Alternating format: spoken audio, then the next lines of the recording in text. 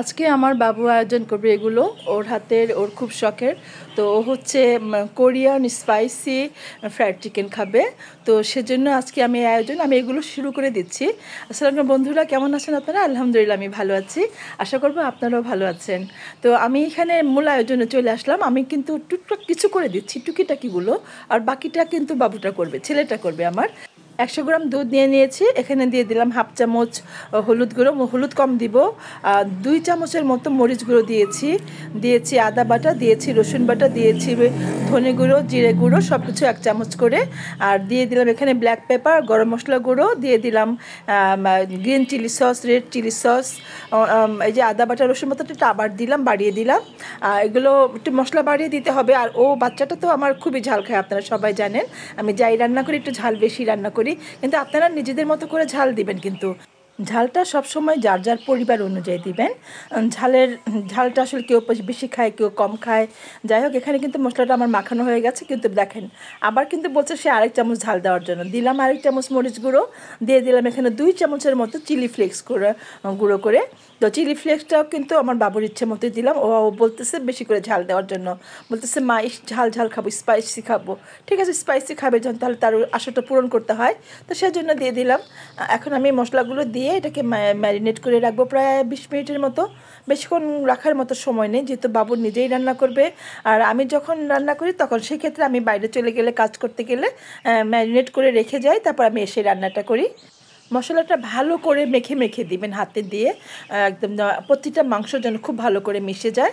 এভাবে রেখে দিয়ে আমি আধা ঘন্টার মতো এটা রেখে দিয়ে তারপর ওইদিকে চলে যাব চুলার অন্যান্য কাজগুলো করতে। আমার বাবুর পছন্দ মতো রান্না হবে আজকে কিন্তু সব কিছু ও করছে। এখানে আমি ময়দা নিয়ে নিয়েছি অনেকখানি বাড়িয়ে, প্রায় হাফ কেজির বেশি হবে।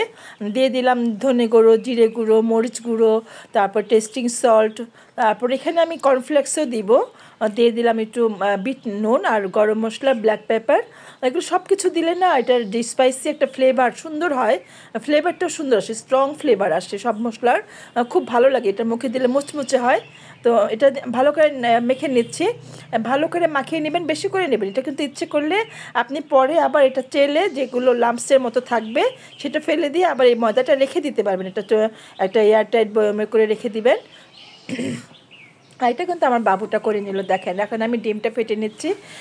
যেগুলো মেজর কাজগুলো আমি করে দিচ্ছি, আর বাকি শেপটা হচ্ছে আমার বাবু। আজকে এটা বলতেছিল বারবার যে আমার কথা কিন্তু বলে দিও, এটা আমি করতেছি, এটা আমার রেসিপি। তো ঠিক আছে, ও যখন কোরিয়ান স্পাইসি ফ্রাইড চিকেন খাবে ওর মতো করে ও করুক, আমি সেটাই চাচ্ছিলাম। আর এই ধরনের খাবারগুলো আসলে বাচ্চারাই তো বেশি খায়, বড়রাও কিন্তু খেতে পারবে না। আমিও খেয়ে দেখেছি, অনেক টেস্টি। আমি কিন্তু আসলে খেয়ে সবসময় বলি আপনাদেরকে, আমি খেয়ে তারপরে ভিডিও দেই। তো এখানে 4টা ডিম নিয়ে নিলাম। আমার এখানে মুরগির পিস হবে 6টার জন্য 4টা ডিমই যথেষ্ট। ভালো করে ডিপ করে এটা করা যাবে, ম্যারিনেট রাখা যাবে, সেজন্য দিয়ে দিলাম।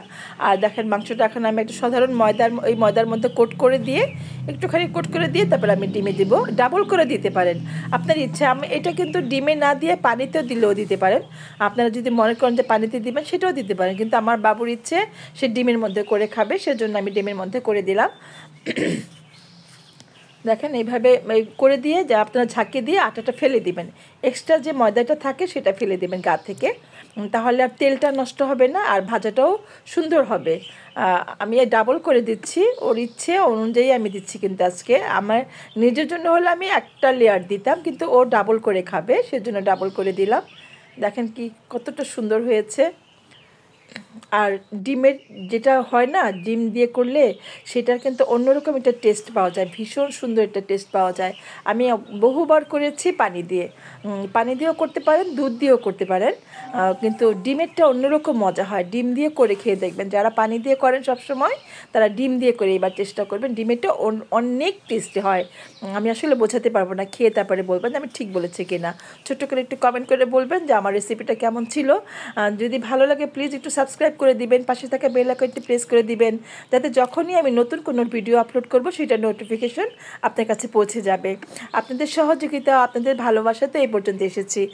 আপনাদের কমেন্ট পড়তে ভালো লাগে, আপনারা যে ইন্সপায়ার করছেন, সেজন্য কিন্তু নতুন নতুন ভিডিও করতে ভালো লাগে। ভিডিওর পিছনে যে কষ্টটা সেটা ভুলে যায়। দেখেন কোটিংটা কত সুন্দর হয়েছে। আর তেলটা কিন্তু আমি গরম করে নিয়েছি। এই হাঁড়িটা ছোট ক্যাসারোলটা একটু ডিপ, সেজন্য আমি এটা নিয়েছি যাতে একটু ডিপ করে ভাজা যায়। আর তেলটা আমি মিডিয়াম আঁচে এখন রেখেছি, কিন্তু হাই হিটে গরম করে নিয়েছিলাম। আপনারা হাই হিটে গরম করে পরে যখন আপনি পিসটা দিবেন, চিকেনটা দিবেন, তখন এটাকে আপনি মিডিয়াম আঁচে দিয়ে দিবেন যাতে ভিতর থেকে জুসি হবে। মাংসটা ভাঙার পরে দেখবেন যে ভিতর থেকে চকচক করছে, জুসি জুসি হবে আর শুকিয়ে যাবে না। আর যদি বেশি করে জাল দেন তাহলে কিন্তু মাংসটা পুড়ে যাবে। আমি এটা ডিপ ফ্রাই করব, 2বার করে করব। প্রথমবার তুলে নিচ্ছি, প্রতিটাই 5 থেকে 6 মিনিট করে ভেজে ভেজে তুলে নিচ্ছি। এটাকে আমি আবার 5 মিনিটের জন্য ভাজবো, অনেক সুন্দর হবে। দেখেন প্রত্যেকটা কতটা সুন্দর ক্রিস্পি হয়েছে। এটা আমি আবার দিলাম। প্রথম ভাজার পর রেখে দিয়েছিলাম, সবগুলো ভাজলাম, ভাজার পর আমি আবার ডাবল করে দিয়ে দিচ্ছি। এতেই কিন্তু অনেক টেস্টি হবে। আর এখানেও একটি স্পাইসি মশলা বানিয়েছে, red chili sauce, hot chili sauce, তারপরে মধু, সব কিছু দিয়ে ওইটা একটা সস বানিয়ে নিয়েছি। এটা ওর মনের মতো করে বলে যে কোরিয়ান স্পাইসি চিকেন ফ্রাইডগুলোর মধ্যে এগুলো থাকে। তো এটা নিয়ে ও ঝাল খাবে, তো এই জন্য আর আমার কিছু করার নেই। তো আপনাদের যারা ঝাল প্রিয়, যারা ঝাল খোর বলে যাকে, তারা কিন্তু এভাবে খেতে পারেন, আসলে কিন্তু টেস্টি। আর খাওয়ার পরে বলা যায় আসলে কতটা টেস্টি। এই ধরনের ঝাল জিনিসগুলো না না খেলে আসলে বলা যায় না। আপনারা খাবেন, তারপরে বলবেন যে এটা কীরকম মজা হয়েছে, ভীষণ মজা। বানিয়ে খেয়ে আমাকে ছোট্ট একটু কমেন্ট করে বললেন। যাদের ঘরে বাচ্চা আছে বাচ্চাদের করে দিন। আমার বাবুটা এরকম ঝাল খাবার খুব পছন্দ করে। আর যে এটা কিন্তু ওর হাতে করা, এখনও ও সব কিছু মিক্স করতেছে, তখন ও করেছে। যাই হোক, আমার খুব ভালো লাগলো আজকে আমাকে সহযোগিতা করেছে আমার ছেলে। বন্ধুরা, আপনারা যারা দেখছেন প্লিজ আমার পাশে থাকবেন, আমাকে একটু সহযোগিতা আপনারাও করবেন। আপনাদের ভালোবাসায় কিন্তু আমি এই পর্যন্ত আসছি। আমরা বাইরে গেলে বাচ্চারা কিন্তু আগে চিকেন আইটেমটা চায়। হ্যাঁ, চিকেন খেতে ওদের খুব পছন্দ, যার জন্য বাসায় করে দিলে ওর বাইরের, ও যে এখন খেয়েছে, এখন ওর বাইরের খাবারের প্রতি কোনো ইন্টারেস্ট নেই। বলে যে অনেক টেস্টি ছিল বাসাটা, কেন বাইরে খাবো। আর বাইরের প্রতি কোনো স্বাস্থ্যসম্মত না, একটা কনফিউশন থেকে যায় ভালো কি মন্দ। যাই হোক, আপনারা বাসায় এইভাবে করে খাবেন। যারা আমার সাথে এতক্ষণ ভিডিওটি দেখলেন তাদেরকে অনেক অনেক ধন্যবাদ জানাচ্ছি। বন্ধুরা দেখেন, এই যে আমার ছেলে, ও কিন্তু প্রথম খাচ্ছে। দেখেন কত সুন্দর, কত জুসি, ভিতরে মাংসটা খুবই টেস্টি। আপনারা এভাবে করে খাবেন। দেখা হবে নতুন কোনো রেসিপি নিয়ে। সে পর্যন্ত ভালো থাকেন সবাই। আল্লাহ হাফেজ।